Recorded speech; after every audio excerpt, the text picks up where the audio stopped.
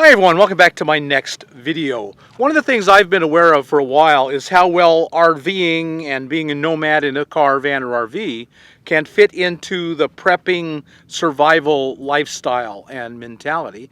And today we have Kim with us, who is kind of new to the prepping idea, but has really embraced it and also embraced RVing as part of that. So we're going to talk to her and find out how she got here and what she's doing and how she's merging those ideas together. So Kim, you think of yourself as a prepper, a survivalist? I have the soul of a prepper. When I do things that are taking care of my future survival, that makes my heart sing. Oh, Probably good. when you're like the same way when you're in the forest and you find that spot and you're all by yourself. That's how I feel. And so how did you get started in that? So I actually was spending the winter up in the forest in Big Bear. Never camped, never RV'd, and I didn't have any supplies, and apparently I need an emergency kit if there had been, or when there's a big snowstorm, it can knock the power out. Right. So my research on Google and YouTube started giving me all the RV stuff, which is how I found the RV part. But then it also started, because I was looking at camping equipment, right? So it started showing me the prepping people. And it actually started with, there is a guy named Mike Maloney.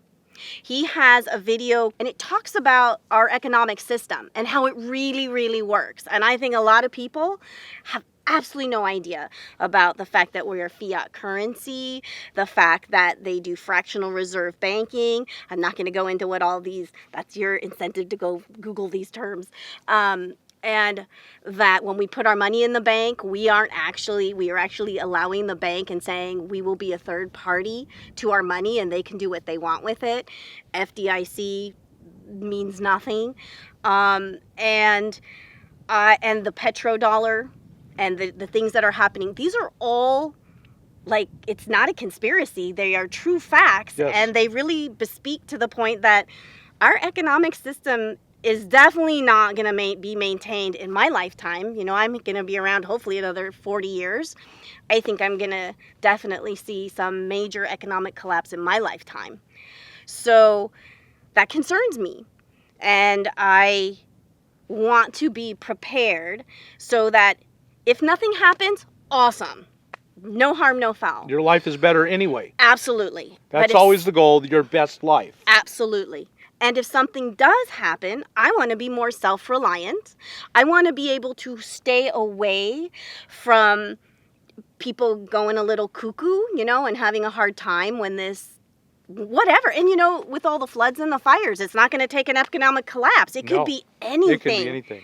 And I would just like to be away from the more saturated urban areas and let that all suss itself out. And so RVing and then the different, prepping things I have would allow me to stay away from everybody for a while. Well, for me, I don't think of myself as a prepper survivalist, but the whole idea of the self-reliance is very strong in me. And that's kind of the whole thing here. Absolutely. Everything I tell people, well, you're going to come out here because you're going to be happier, but you're also going to become more self-reliant.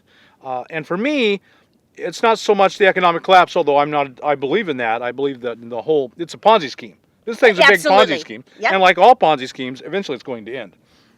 When that will be, I don't know. But the absolute opposite of a conspiracy theory is the science behind climate change. Yes. That's coming. We're seeing it today. Absolutely. And like you mentioned, the extreme weather, that's coming. And it's going to get worse and worse. Science, hard science, pure science tells us that. And so that's a lot of my personal motivation. But we're going the same place. Absolutely. Yeah. I mean, the van dwelling, obviously, I feel the need for a few more amenities than I could have in a van. Right. But I love sticking my nose in your videos and what people are doing, because when I can't use my water pump in my toilet, I know about a bucket and a noodle.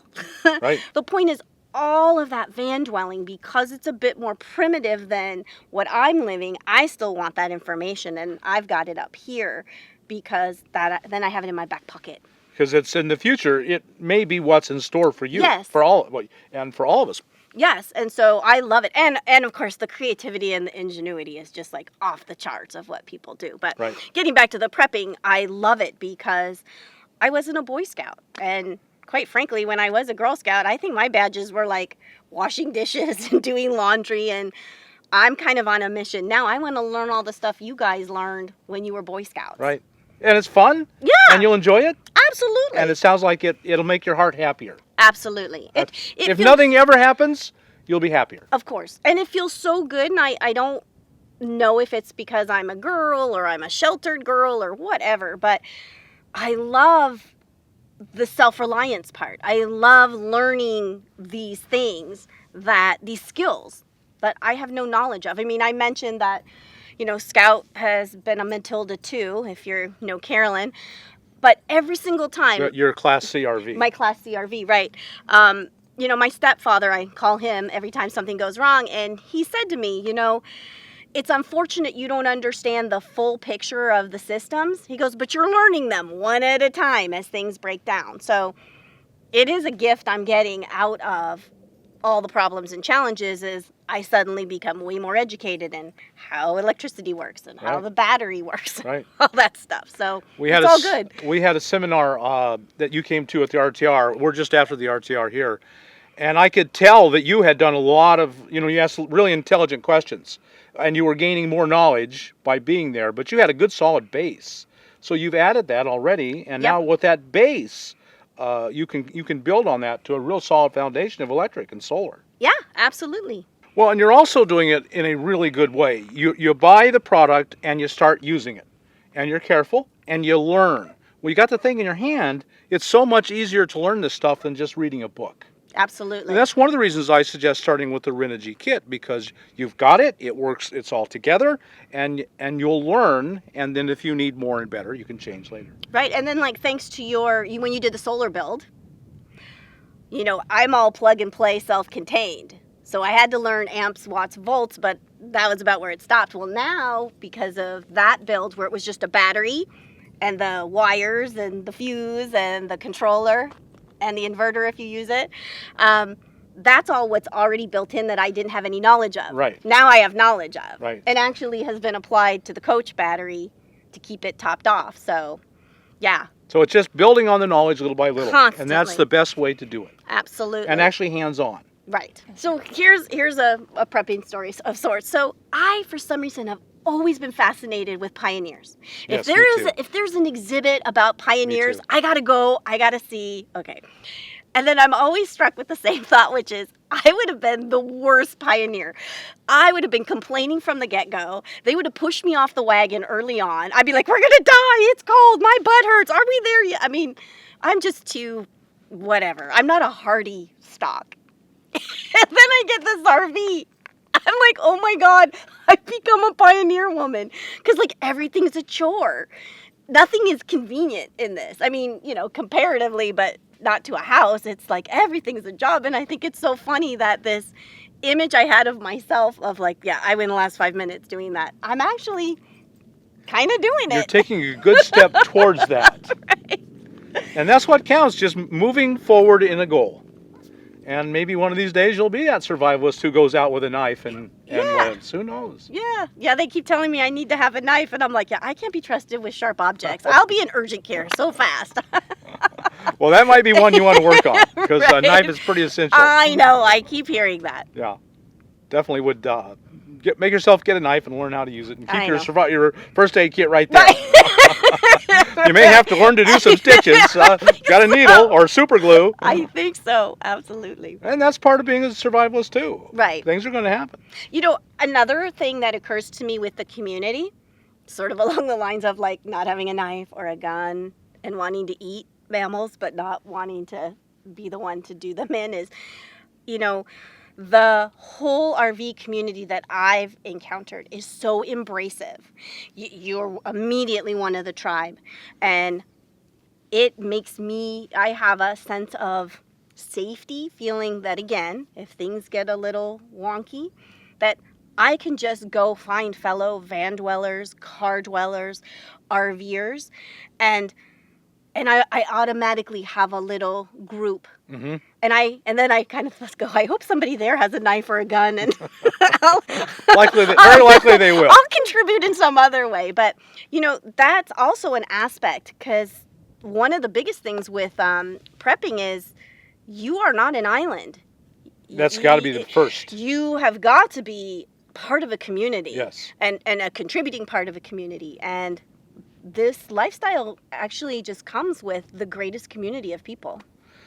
Well, yeah, very much so. And building the community, which is what I'm doing here, I'm trying to do here, is a major thing.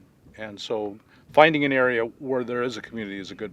Yep. And that's what you're doing with the RV. Absolutely. You're searching for that community. You're going to go in and explore and learn before you settle. Yep. And the RV allows you to do that. Yep. You mentioned earlier that you could eat bugs. You may not be able to kill an animal and skin it and eat it, but you can eat bugs. And anthropologists have studied existing tribes before they were changed by hunter-gatherer tribes, before they were changed by modern life. And they count calories. That's what an scientist does. He gets into minutia. Right. And so the question was, how do these people live in such a barren, and sometimes in really barren places? Well, the women would go out every day and gather bugs, if that's all there was, but they would gather food crops of whatever, nuts, seeds, roots, whatever was in that area. And they were in that area because there was food they could eat. The women provided more calories than the men because hunting was so sporadic. Right. Well, there may not be animals there today, Right. but they were in a place where there were crops, and they knew it, and that's why they were there. So you mentioned you would go to a place and you wouldn't have the gun and the knife, but you could provide something else. If you learned gathering, and you could be the major provider of food. I love this. You can. That's the way. That's what anthropology tells us how the hunter-gatherer tribe survived. The women provided. They just put their kids on the back and away they went, and that's how they brought in the calories. And it was fun. They did it as a tribe, as a group. Right. They were out on a picnic, and they'd pick berries and pick nuts and whatever. I love that. Yeah, you can be, even if you don't have the knife and the gun, you can be a major source of calories for the tribe. So what I notice is I come from a family, I have a lot of anxiety, whatever, but I come from a family that are very committed to security, right? Security. And you would have thought, because I'm doing the most insecure thing, right? That Absolutely. they are totally, my brother, who couldn't be more of a worrywart, thinks this is the greatest thing ever. And I recognize they really are all living vicariously through me because they're not ready or they're just overly committed. They're very committed to their future security. And I kind of am in a weird way with the prepping, but yes. But they're all 100% behind me because I guess in their own way, they're not willing to do it themselves, but they're all for me doing it, which is really interesting. And it's good for you. Yeah. It makes it a lot easier if you're not having to fight family at the same time. Right. Right. So, anything else we want to say? I don't think so. I'm just, I mentioned to you inside that I don't know, have this not ever come on my radar? I don't know where I would be or what I'd be doing, but I'm so happy that this is where I currently am. Yeah. I'm so grateful. Yeah. And it's so outside the box. It's so- not really one of the things you're like, when I grow up, I want to this, or I want to just travel around in an RV. That was not in the stars. Wasn't even on the radar. Yeah. But I love it. Yeah. I good. really do.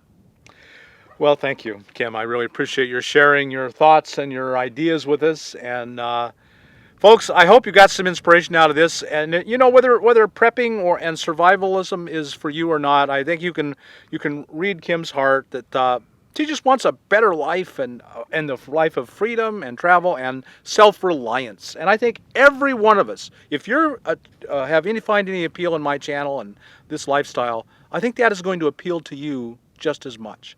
So it's here for you if you want it, and you can do it a little bit and work your way into it.